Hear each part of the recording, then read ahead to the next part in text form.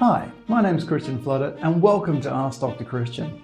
I'm going to hit you with a bit of irony to start off this wonderful day. I'm going to use YouTube to discuss the dangers of excessive screen time.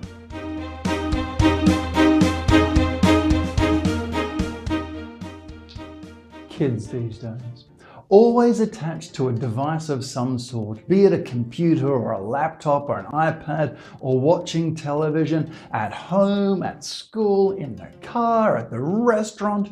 There's always a screen-based device around, and we can't help it these days. This is the way society is going. There are screens everywhere. In fact, there was a recent study that looked at how much screen time kids are getting, and it was quite concerning. At the age of 3, the average 3-year-old is seeing around 25 hours of screen time in a week. That's around 3.6 hours per day. That's a lot of screen time. So what is it doing to their brains? Well, let's do this one a bit of a different way. Let's have a look at what's happened to kids who have had a screen-based addiction. Now you see, there are many studies that look and see what the effect of excessive screen time are over a longer period of time. In these older kids, they've noticed quite a few changes, especially up in the brain. One of the first changes that they noticed was the brain itself shrinks.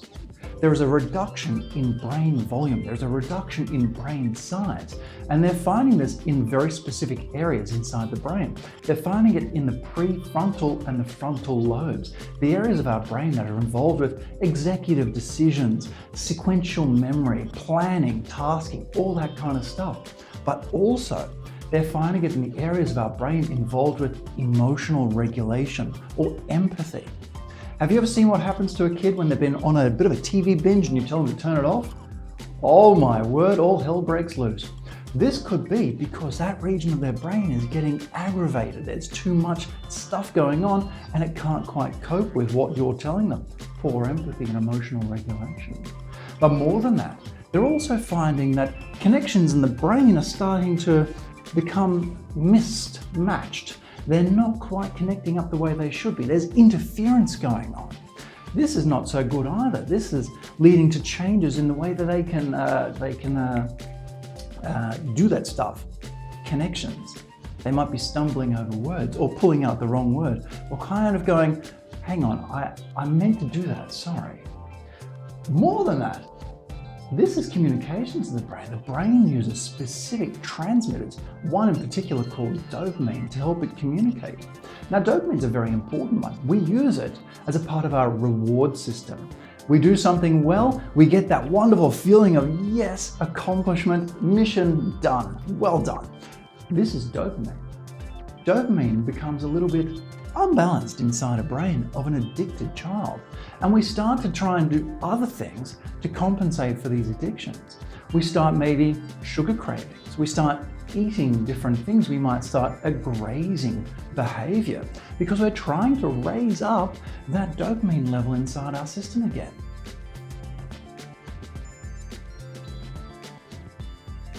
So in 2019, Dr. Shree Madigan and her team took a bunch of 2, 3, and 5-year-olds and had them perform a standardized questionnaire known as the Ages and Stages questionnaire.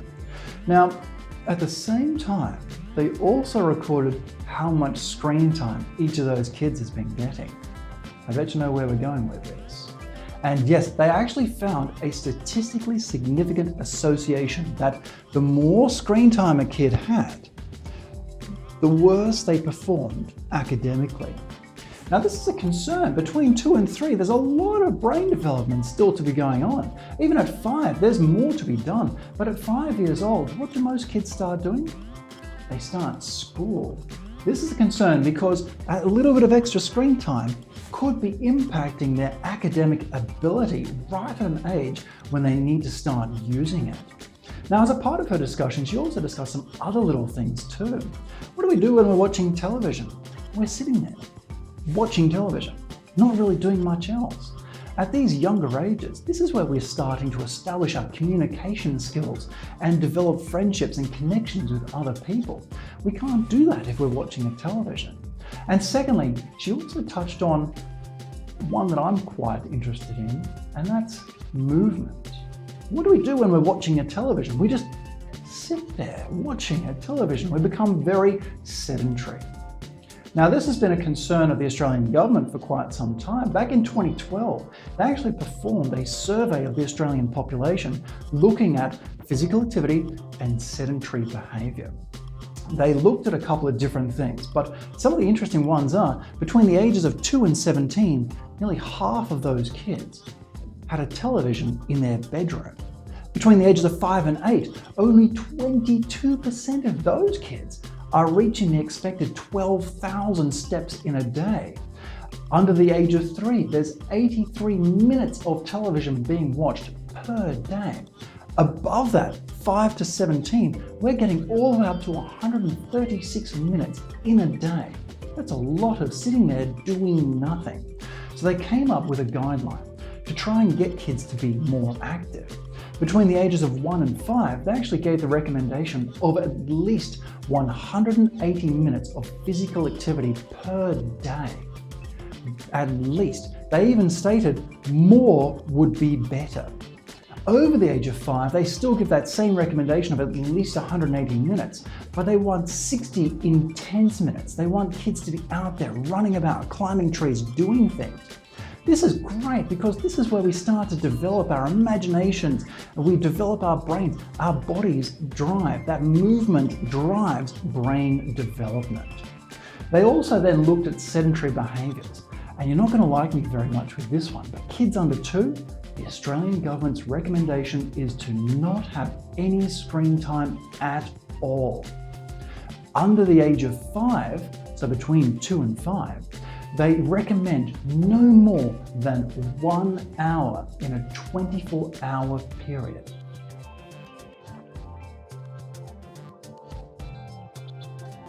So here's your homework from all of this. I want you to have a look. How are your kids sitting when they're watching television? How long are they sitting for watching television?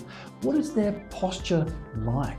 Do they have that nice uprightness going on? Or is there a bit of this leaning forwards, kind of curled shoulders, head leaning forwards, kind of slouched posture going on? Because as a chiropractor, I see kids with slouched posture all the time. It is something that we do try and work to improve because that improvement in posture may help to improve that development for their brains. So if you're noticing these types of changes happening to your children, I would recommend that you get your child assessed by your healthcare professional and see if there is anything that can be corrected or improved in a way to help improve their academic performance. Now, I hope you enjoyed this video. I enjoyed making it for you. And if you have any questions, you can ask Dr. Christian, but I'm going to take my kids for a walk.